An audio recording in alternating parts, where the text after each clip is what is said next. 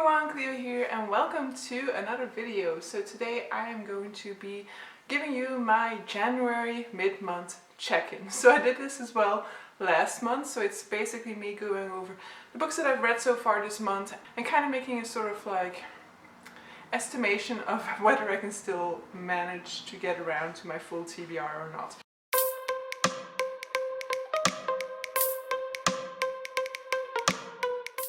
So this is my January TBR.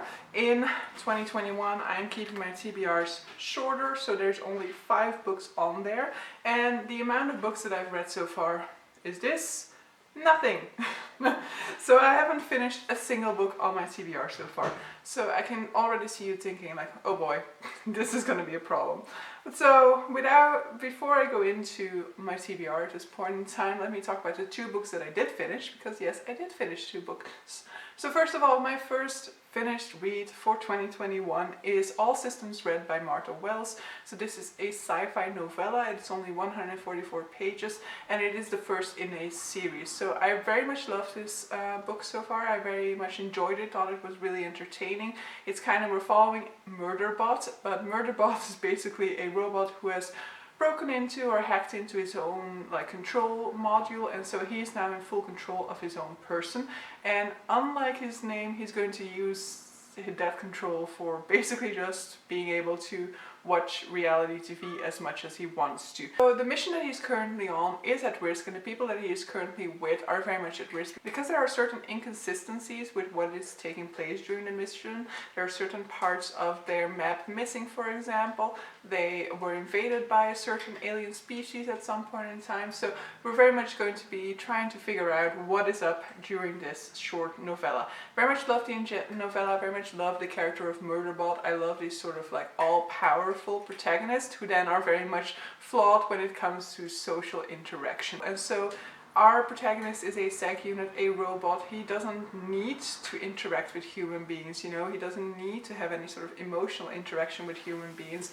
And the problem that he's facing is that his humans don't really know how to deal with robots neither, and so they really try to humanize him a lot, which for him is even worse because it means that they really try to engage him in a normal conversation.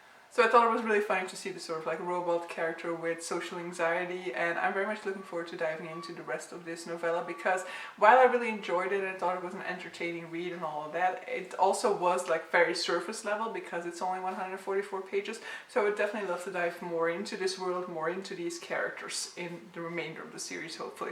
Second book that I finished so far is The Death of Francis Bacon by Max Porter. So this is a newly acquired book. In 2021 I'm only allowing myself to buy books if I've read enough books to counterbalance them, following a sort of credit system. I will link my 2021 reading goals up above so that you can look into that system, because it's not as clear-cut as what I'm just saying here. But this one actually escapes that rule because I pre-ordered it before I introduced that credit system. But so it's a very short one, it's only 80 pages. I read it in like under 2 hours, I guess, yesterday.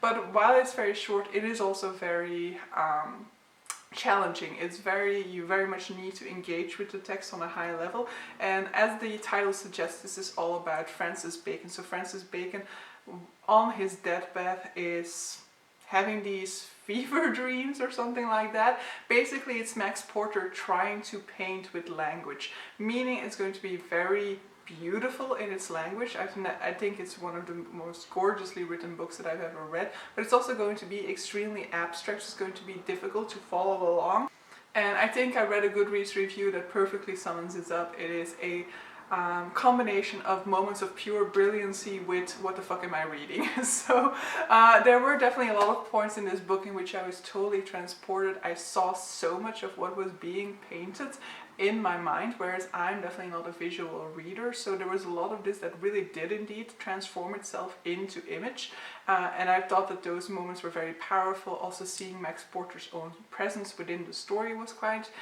engaging, and you know, the whole idea of Francis Bacon looking back on the way in which his works were received, the way in which people were interpreting his works, that definitely got my attention a lot. But a whole lot of the time I was also totally lost in like, what is happening, what are we trying to do here, what is happening, what is the image we're trying to push forward here. So it had its potential. I love the language, and it's a very short read, so I'm not like I don't mind the fact that some of it went over my head. I also think that I could easily revisit it and get more out of it, for example. It also got me interested into Francis Bacon because I personally had never seen any Francis Bacon art before this. And so I would highly encourage you, if you're going to dive into this novel, or even if you're not, to just check out some of his art, because it's very atmospheric, it's very dark, it's very abstract in a sense, and it definitely also has that sort of nightmarish fever dream aspect to it. So I think that Max Porter did definitely translate that very well into this novel. But so I will say that I think it is not for everybody.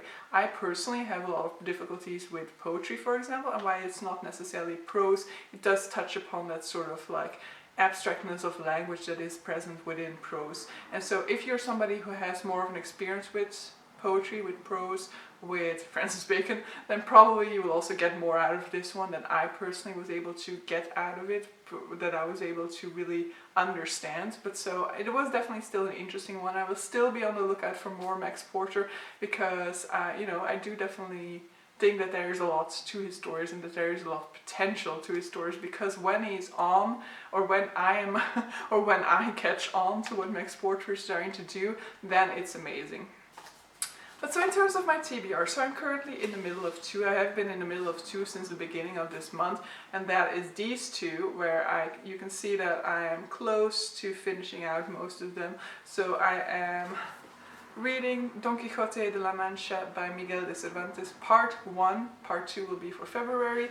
I have about some 300 pages to go in this one, and I have some 200 pages to go in Elantris by Brandon Sanderson. So that's still quite a chunk, and especially when it comes to Don Quixote. Don Quixote, at the rate that I'm currently going, it's definitely getting finished before the end of the month, but it's definitely one that I will be continuously reading until very near to the end of the month. So it's not one that I'll be finishing anytime soon. That's kind of a problem in the sense that it does take a lot of my energy, because basically I'm kind of reading it twice, because I'm reading the original Spanish edition and then I'm listening to the English translation to make sure that I'm fully catching on to everything that is taking place within it, because the original Spanish is kind of difficult, it's kind of challenging. I will say that the further I get into this book, the more that I'm able to understand the first time around, the more that I'm able to understand the Spanish and to like fill in the gaps of what I'm maybe not entirely fully understanding the way I would understand if it were written in English.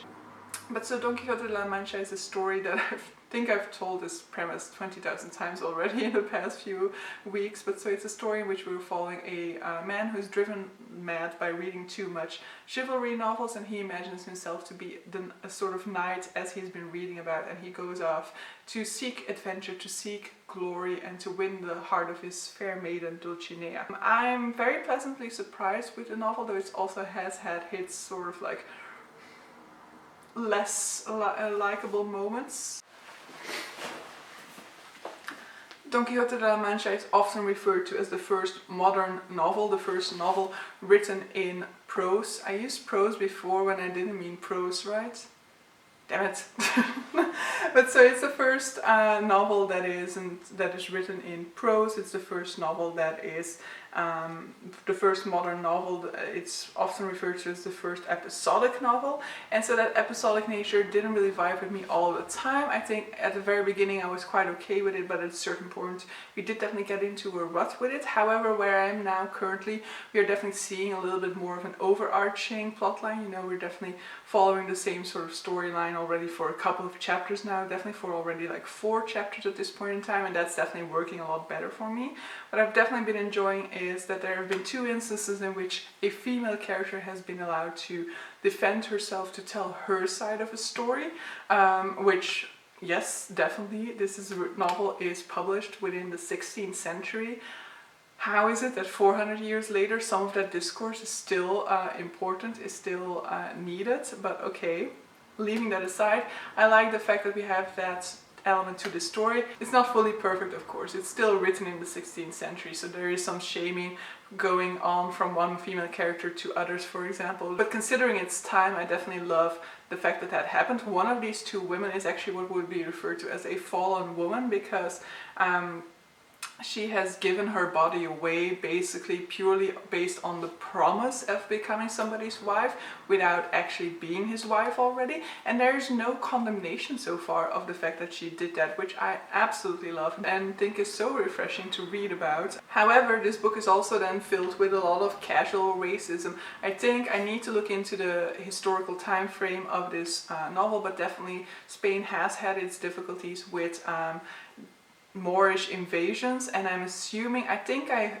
listened to part of a podcast and I think they already referred to it, that this is like following that time period, so that this is part of what is at the background of this story, is this sort of like hatred of Arabs, hatred and mistrust of Arabs, and that definitely comes through here. And there definitely have been instances where, you know, our feelings for certain characters are very much at risk based off of certain racist things that they are saying. So definitely know that going into it, that you're going to find instances of racism in here, and it's definitely clear, and it's definitely like where there are cases of misogyny in here, they are balanced out with the fact that we have other instances where females are given their own voice and where females can tell their side of this type of story. However, with the case of racism and the case of the Arabs or the Moors that are being presented within this story, we haven't had that happen yet, and I'm not entirely and I'm not really expecting it to happen, so do know that going into it. So I have definitely been enjoying it so far, but as I said, it's definitely been an endeavor. So definitely happening. I'm definitely finishing this one still this month. Elantris, I'm doing a specific reading vlog for this one, won't go into it too much. But in short, this is the first published work by Sanderson. It's part of his Cosmere. It is currently a standalone. We do have a short story that ties in with this one, but really a short one. When I say a short story in the name Brandon Sanderson, you sometimes think it's still a 200-page novel, but this short story is like 25 pages or something like that. But so there is going to be a sequel at some point in time. But so in this one we are looking at the fallen city of Elantris. The Elantris used to be revered as gods by the people in the Erelon society. They could do no wrong, they could do these massive acts of, they had these massive powers and could perform what basically counted to miracles. However, one day this all came tumbling down. There was a massive rupture that happened, and the Elantrans lost their powers and started to kind of transform into shades. And so at the beginning of the story, the crown prince of the city of Kai has actually just become an Elantris, and thus he is banished into the city of Elantris. We're not just following Raiden, we are also following Raiden, who is a priest from a different religion trying to convert the people of Kai. And then we are looking at Serene, who was going to marry Raiden, but she ends up in the city of Kai, having just lost her future husband, having to kind of use her political prowess to kind of try and steer the city in the direction that she thinks it needs to go in. Very much love this one, loved its discussion on religion, loved the fact that there is some sort of a chronic pain representation within this one. So though do mind you, it's not real chronic pain representation. It doesn't refer to chronic pain as we have it in our real world, but it does use the idea of constant pain, and it does work on that idea a little bit, though the message there I don't necessarily agree with. And I definitely love the whole idea of the character of Raiden, who's very much a character like Kaladin, a character who takes on problems and looks for solutions rather than just despair over his circumstances. And Serene, I like her, though she is a little bit of that, you know, not like other girls type of character. This book was published, when was it published?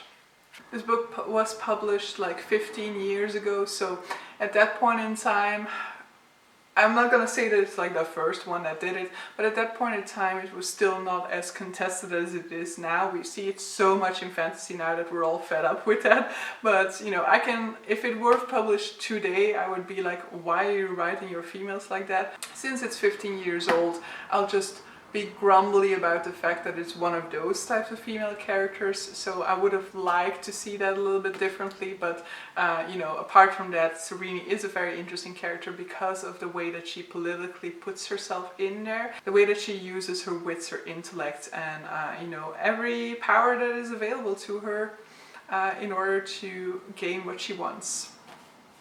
But so, these two they're definitely happening. They are priority for this month. They are the ones that I definitely need to get around to. But I do have 3 other books on my TBR, so do I think they're feasible? I'm not entirely sure. So I have 2 that are about 400 pages. So A Darker Shade of Magic by V. Schwab is about 400 pages, and Orfeo by Richard Powers is about 400 pages. I do have both of these in audiobook, so in principle that means that they can go a little bit faster than a physical read would be. I definitely think that A Darker Shade of Magic has the potential of being a quick read for me, but I won't really know until I go into it. I have the idea that it's quite plot-centered versus character-centered or world-building centered. It is definitely also urban fantasy because it's looking at different types of London, you know, ones that have more magic or less magic and things like that, and then at world hopping. So it has an urban fantasy setting is also something that I often find is a little bit quicker, a little bit more fast-paced. But so yeah, I don't know until I go into it, of course, whether it is indeed going to be fast-paced or not. So I'm hoping that that is going to be fast-paced and that I can get through that quite quickly. Orfeo by Richard Powers, I don't know too much about what to expect with this one. I have read the Overstory by Richard Powers and I absolutely loved it, but I don't really remember whether it was a fast-paced read or not. I think it's probably a little bit more slow-paced, though I think there were parts of that novel that really went by quickly, and there were parts in which I struggled a bit, so I'm not entirely sure about this one neither. And then the final one, The Inland Sea, though it is the shortest one, I also somewhat fear that it's going to be a little bit more of a slow read. So when it comes to these final 3 books, I really am not that sure what to expect here. If I'm going to put a priority on one of these, it's going to be Orfeo by Richard Powers, because I have that book for over a year now. These 3 are basically all books that I purchased in 2020, but I haven't read in 2020. And so my priority here is going to go to Orfeo, so we can say with certainty that Orfeo will still be finished within this month. And then I think I can still confidently state that I can get to another one of these 2, and in that sense I'm going to put that priority on A Darker Shade of Magic because I want to read more fantasy this year. So The Inland Sea by Madeleine Watts, hopefully, but I'm not entirely sure. So I hope you enjoyed this little run through of my TBR of what I've read so far, what I'm currently reading, and what I think is still feasible for this month. But yeah, it wasn't the best start of the month. I definitely didn't read a whole lot in the first week, so taking that into account could also mean that I have more chances to still finish this TBR, because I will be reading hopefully more within the rest of the month than I have within that first week of the month.